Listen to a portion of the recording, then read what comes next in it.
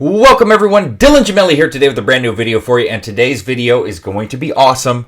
We're going to talk about the peptide BPC-157. Also, today I've got the NBA game on up there. You can probably see the reflection in the background off my sneaker cases. I'm sorry if I look up occasionally. The Bucks are playing the Nets. Avid sports fan. I can't help it. I record videos a lot in the evenings while I got time, so just my apologies right off the bat if you see that in the background, or if I kind of occasionally look up and check out and see what Durant and Giannis got going on up here. Anyway, big shout out and thank you to everybody out there watching and supporting the channel. I cannot thank you enough. If you haven't yet, please like, share, subscribe, whatever you can do. It is such a big deal. It helps the channel grow and it's greatly appreciated. Now, today's video is sponsored by Aura.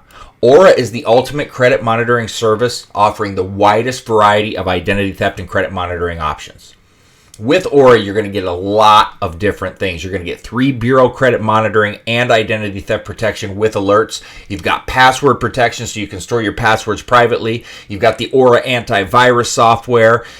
You've got a secure VPN. You've got parental controls, and you have 24 hours a day, 7 days a week of US-based customer support. Now look, there was a report recently the FBI gave out, 64% increase in financial loss due to digital crime. It's insane. All of your Aura plans are going to come with a $1 million identity theft insurance policy for individuals, couples, and families. You can start plans as low as $12 a month, and you can put up to 5 people per plan. So check the link below. 14-day free trial if you use my link. Now, BPC stands for Body Protection Compound.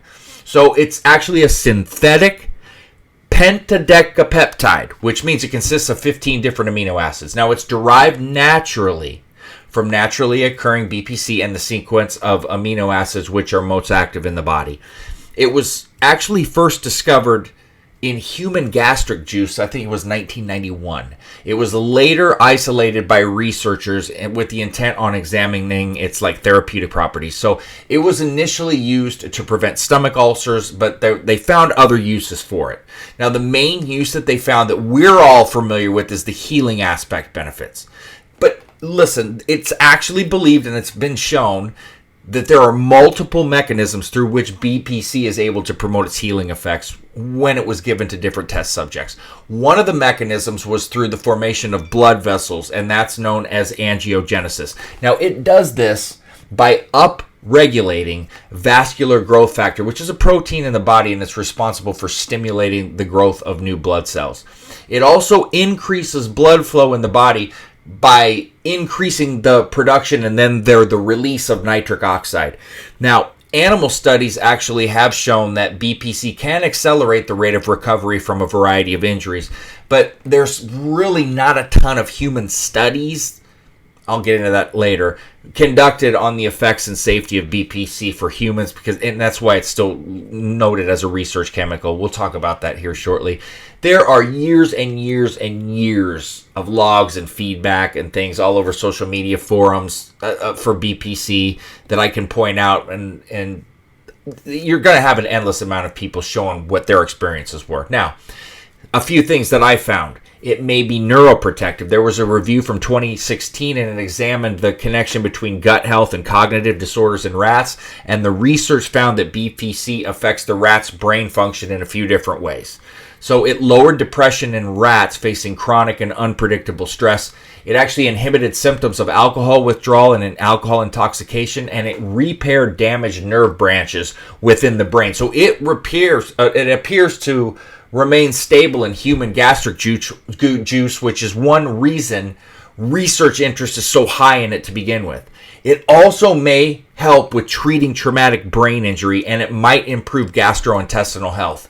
And it also may help to actually reverse damage done by drug-induced toxicity. There were observations done where it helped reduce damage from methamphetamine-induced neurotoxicity and, toxic side effects that were brought on by the overuse of NSAIDs, things like ibuprofen, for example. And it also has anti-inflammatory properties. See, there's a slew of things there that a lot of people aren't aware of and just kind of say, oh, it's healing. Well, yeah, but there's more.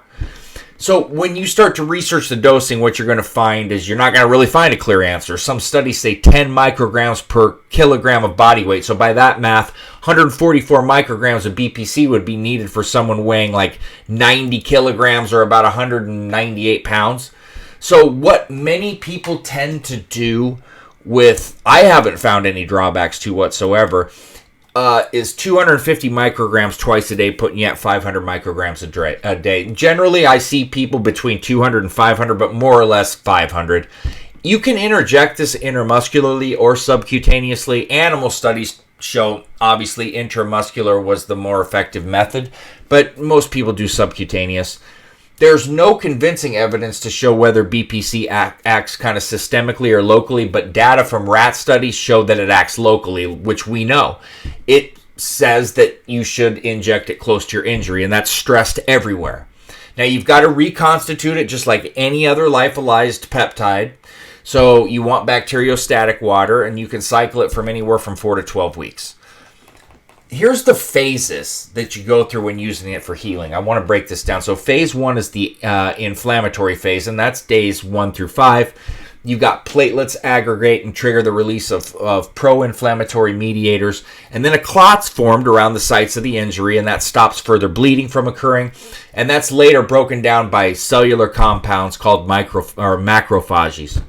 Now, phase 2 is what you call the proliferative phase, and that's days 5 through 14. Now, health cells are attracted to the site of the injury, and then the body stimulates the angiogenesis we were talking about earlier to ensure that a sufficient amount of oxygen and nutrients are transported then to the site. Then phase 3 is what we call the remodeling phase.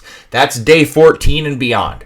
So the cells that are used to heal the wound are no longer needed.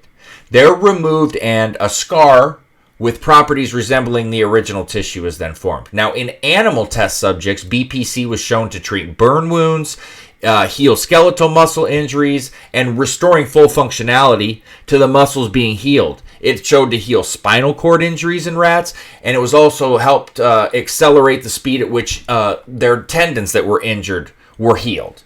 So there's a ton of potential here with BPC use. Tons. Now, it's often looked at as one of the best options out there for enhanced healing in the research chemical world. And I don't know about anybody else that's very familiar with it, but I certainly can't argue with that.